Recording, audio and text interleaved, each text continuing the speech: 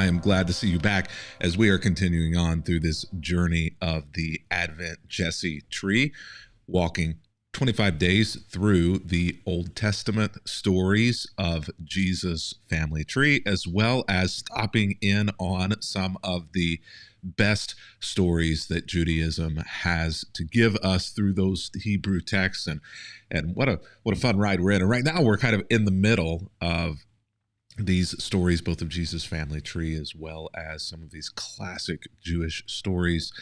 We've done Ruth, we have Esther today, and several others that are coming up over the next few days. And I'm glad to have you along for the journey here. If you'd like to find out more about this study, how you can be a part, even how you can get a set of ornaments that come with this, as well as the devotional that is a part of it, you can visit that URL right down there, go.christtable.today/Jesse-tree. And this is written in such a way that you can utilize this each and every Advent season for you and for your family. Now, if you'd like to find out more about Christ Table, the ministry that puts this on, be a part of us, and maybe sign up for our email list or even consider donating. If you find this helpful to you, we aren't able to do these for free, unfortunately, but we are thankful for those who help make it possible for us to provide all of these resources to you at no cost. So right there, you can find out more about us and how you can be a part, www.christtable.today. Today, like I said, we find ourselves in Esther. Esther's a great story. Esther and Ruth in the Old Testament and the Hebrew text are just absolutely incredible. Definitely would encourage you, if you have a family, if you have kids at some point, maybe over the Christmas break, maybe in January, take on Ruth or take on Esther as an opportunity to use a few nights during your week with your kids to read those stories. It's a great one. Esther, when we come today to chapter 4, we're gonna focus like a laser on one little section of this. So I kind of hate it because we're cutting out so much of the story, but we're going to focus on the part of the story that deals with the golden scepter, which is a symbol both of power for King Xerxes as well as a symbol of authority, and it's also a symbol of fear for anyone in the kingdom, even anyone as important as Esther. But I'm getting ahead of myself. One of the things that are important to this story whenever we come to it is this idea. Oh, well, there it is. There's the scepter. Yeah, I'm already messing it up this morning because I totally am out of sync with the slide. So one of the things, though, that becomes important in this story as we are reviewing it, as we're telling it and thinking about it, is this idea of defining moments. We have those moments in life where they seem to be more important than other moments. The ramifications of the decisions that are made there define a large part of the journey of the moments thereafter. Sometimes those defining moments are decisions that are completely and utterly outside of your control. They simply happen to you. Other defining moments are made by decisions that you have the opportunity to make yourself. Now, you may well believe that that is the only thing that we need to know about defining moments. There are moments that come that define the next season of the journey in our life, and those decisions, those defining moments are decided by sometimes other people's decisions, sometimes our decisions. But as I've thought about defining moments, one of the things that I've realized as well is sometimes we have the opportunity to decide whether or not we get to decide or whether or not other people and their decisions get to decide. Sometimes by doing nothing, we allow a defining moment to happen to us rather than taking control of that moment for ourselves. Why might we do that? Well, as I was thinking about it, one of the things that I realized is sometimes if I am living in great fear of making the wrong decision or doing the wrong thing, or maybe causing like some catastrophe to come to me or to other people, I might drag my feet. I might resist the urge to make a decision until I have more information, until things become more clear, or just because I don't want the responsibility of the outcome, if it's negative, to be on my back, especially if other people are affected, right? Our main character today, Esther, is going to have the opportunity to decide whether or not she makes a decision and endures those negative consequences that may come from it, or simply does nothing. So her defining moment isn't necessarily the decision that she makes. I think Esther's defining moment is deciding whether or not to involve herself. She's already involved, though. As we jump into the story, we have two men who are on opposite sides of the spectrum. Now, all of the Israelites are living in captivity. They're not in control of themselves. And Esther has had the good fortune, one might say, of being taken into the harem of a king. So she is one of King Xerxes' wives. Now, King Xerxes is not an Israelite, and from all of the indications that we have, King Xerxes wasn't actually a really great individual. He was an individual who was legitimately feared, and for good reason. So Esther, because of her beauty, is taken into the harem as one of his wives, but he doesn't know that she's Jewish. And there is a lot of anti-Semitism in the kingdom. A lot of people who hate Jewish folks. So Esther maybe can't be blamed for keeping that Jewish heritage on the DL, on the down low. Unfortunately, though, there is an individual named Haman who is a part of the king's court, a very prominent, very important man who is hell-bent on destroying, annihilating the Jewish people. So Esther has an uncle who is named Mordecai, who is kind of in friction with this terrible Haman guy. So Haman and Mordecai are all the time going back and forth, trying to essentially keep the other away from doing, Haman wants to annihilate the Israelites, and Mordecai, as an Israelite, as a Jewish person, is trying to protect his people. Fortunately, his niece is in a great place in King Xerxes' harem. But will that be of any help? So by the time we get to chapter 4 here, essentially the decision has been made. Haman has a plan in place in order to annihilate the Jewish people. King Xerxes seems to be going along with it, seems to be on board with it, or at least is recusing himself from the responsibility for what's going on here. And Mordecai says to Esther, it's time. It's time for you to come out of the closet. It's time for you to let King Xerxes know who you are and what's going on, and do what we can to save our people. So, verse 10, Esther said to Hathach to go back and to relay this message to Mordecai after she has received the story from Mordecai as to what's about to go down. All of the king's officials and even the people in the provinces know that anyone who appears before the king in his inner court without being invited is doomed to die unless the king holds out his gold scepter. So Esther is saying, do you know what you're asking me to do? You're asking me to go to the king unannounced and risk losing my life by going to the crazy man with all of the power unannounced, hence the gold scepter. If he holds out the gold scepter, then she will receive an audience. If he doesn't, she will receive a noose. She'll be hanged.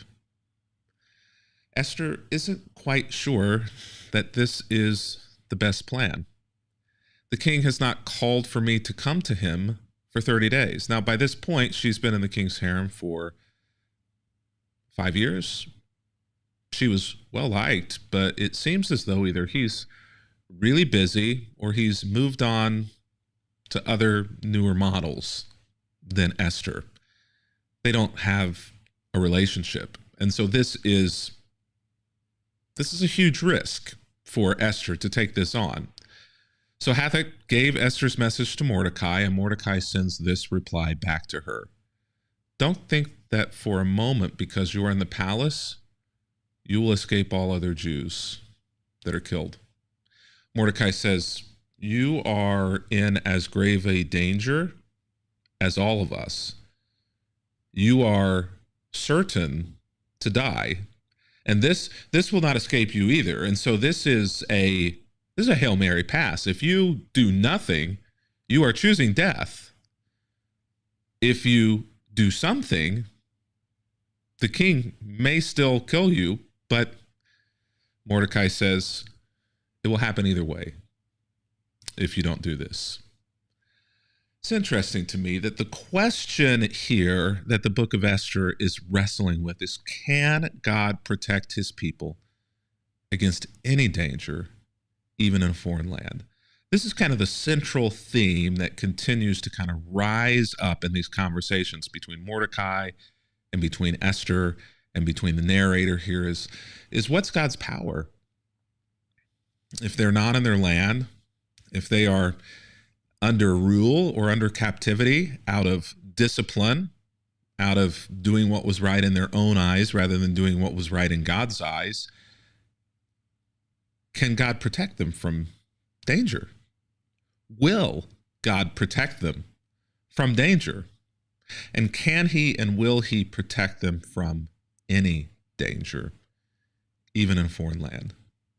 This is why the story of Esther is so powerful. It's not just because it's a great story, but it's because to the Jewish people, this is a question that they have wrestled with and continue as a people over thousands of years to wrestle with. Is God still behind his promises and his blessings? Will he protect them? Will he come through? Will he do what he said he will do? And if they've not held up their end of the bargain, where does that leave them? If they've not held up their side of the contract, will God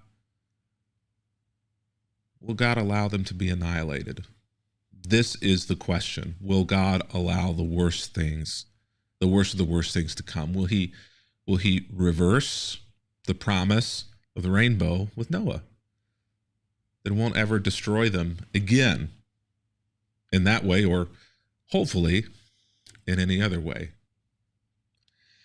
Mordecai continues, if you keep quiet at a time like this, deliverance and relief for the Jews will arise from some other place. But you and your relatives will die. I love that because Mordecai is expressing great faith. He's saying, I will die, you will die, your relatives will die, but from some other place, help will arise. Most commentators on this passage, be they Christian, be they Jewish, or even be they non-faith commentators and scholars, almost all completely agree on how to take this passage, which I have to tell you is exceedingly rare that scholars, even in the same peer group, would agree, let alone in multiple faiths and multiple sides, inside Christianity, inside Judaism, and outside of faith would agree on it. And this is what essentially they agree on, is that this idea that relief for the Jews will arise from some other place, that some other place line, the way it's written, everybody almost in totality agrees that it's God, that some other place is God. If Esther doesn't take it into her own hands because God has placed her there, Mordecai believes, to do this, then God will do it some other way. But it will be accomplished that God's will not be thwarted, and Mordecai firmly believes that it is not within God's plan, God's will, or God's promises to allow the Jewish people to be completely wiped off of the face of the earth. So whenever he says this, that deliverance and relief for Jews will arise from some other place, he's saying God will rise up in some other way, through some other person, through some other plan, but it will be God who does this. But Mordecai says there in the second half, who knows if perhaps you were made queen for such a time as this. Mordecai's saying, I think you need to wrestle with all the whys that you've been wrestling with. I need to wrestle with maybe all of those whys. Why the rule? Why being forced into the harem of King Xerxes? Why the favor that the king has shown you? Maybe all of these things were for this defining moment, were because of the need that God has provided deliverance and has provided relief for the Jews, and it will arise and occur through you. This is a very compelling argument for us to take control of our defining moments of faith, recognizing that even if we're wrong in recognizing that God had placed us there for that moment, God's plan will not be thwarted.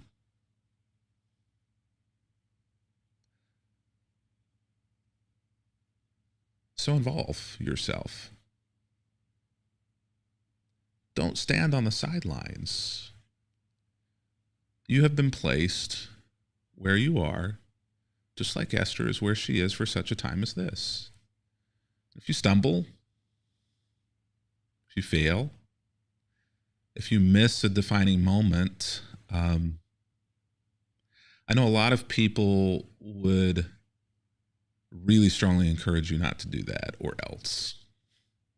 But I feel like there is, for those of us who have stumbled through defining moments, who have failed to make a decision when we were in the right place at the right time, I feel like there is some hope and some forgiveness in Mordecai's statement here that God will find a way. If you simply can't do it, Esther, God will find a way. But this is your moment. This is your chance.